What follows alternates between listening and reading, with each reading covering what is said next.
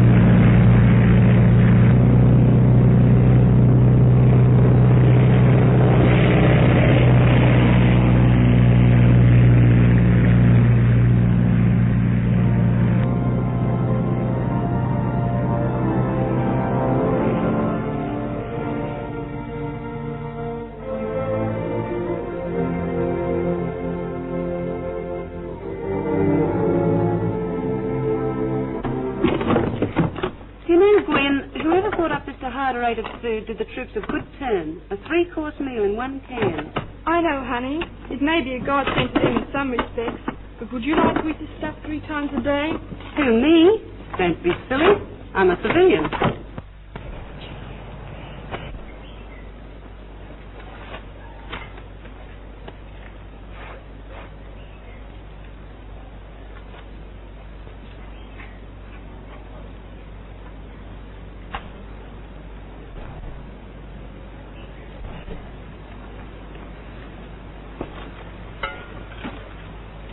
Toss over the carving knife, Bert, and I'll slice this concertina duck up. Concentrated, Mug. Well, whatever it is, it's pretty good. Come here and don't cut out the vitamins. Look, pal, you've got to remember what the good book says. An army always marches on its stomach. That wasn't a good book, that was Napoleon. You must have known something about jungle fighting. That's nothing else but marching on your stomach. Blimey, what I could do to a nice, big, fat, juicy steak. Oh, shut up, will you? Listen, girlie, you could get us a steak if you tried. Do you know I haven't tasted a steak for 6 days? Yes, sir. But there are a lot of men in New Guinea who haven't tasted it for 6 months.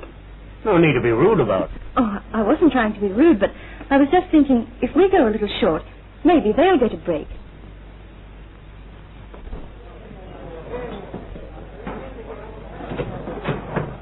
There you are, boys.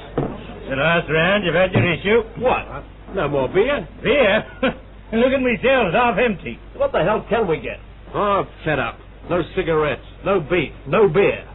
Eggs short, butter and meat rations. It's all a racket. I don't know, we're not doing too bad. They're downside worse than England. Over there, they get 1 egg a month. And got to live on margarine. Even bread and flour is short. Half a pound of meat a week. And you're squawking. Look, we've got to export 1/3 of our dairy produce. So that's that. So that's that. In the meantime, we go hungry, I suppose. Hungry nothing. Look, they've been rationing hard for 4 years over there, and do you hear them crying about it? We've got 2 armies to feed here, and help feed the 8th Army in Italy, and send all we can to Britain.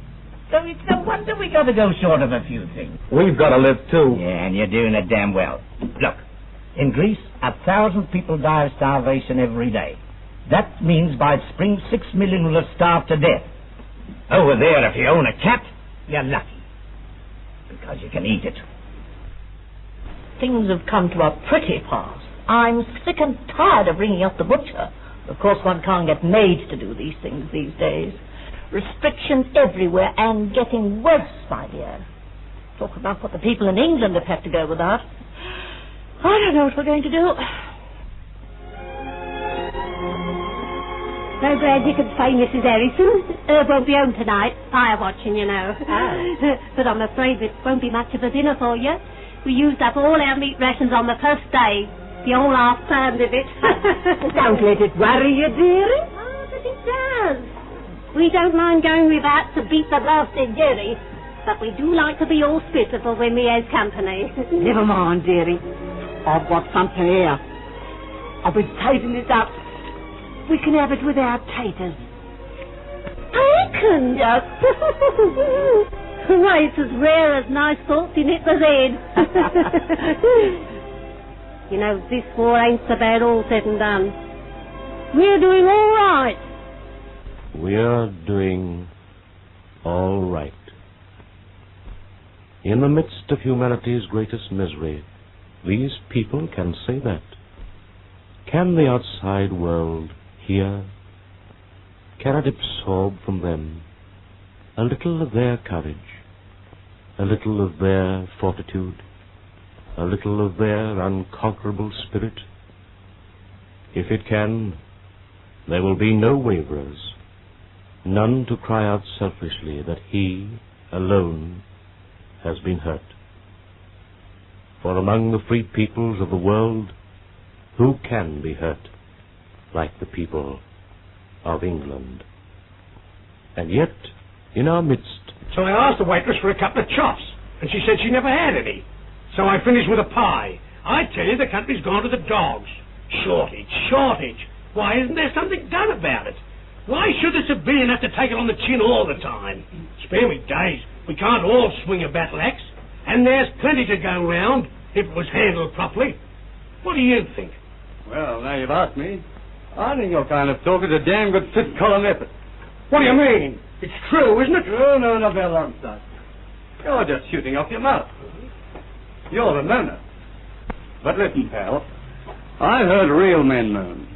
Men who stopped hunks of scrap iron. Men whose bellies have been empty for days on end. They didn't moan because they couldn't choose between potatoes and turnips. Oh, no.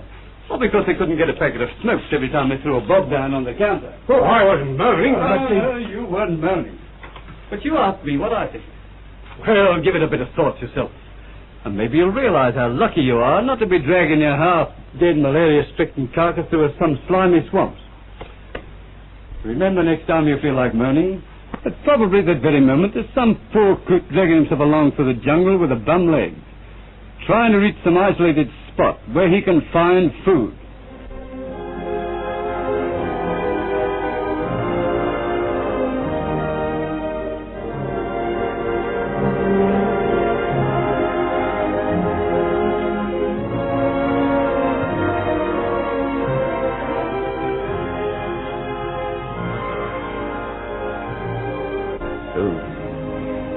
Food.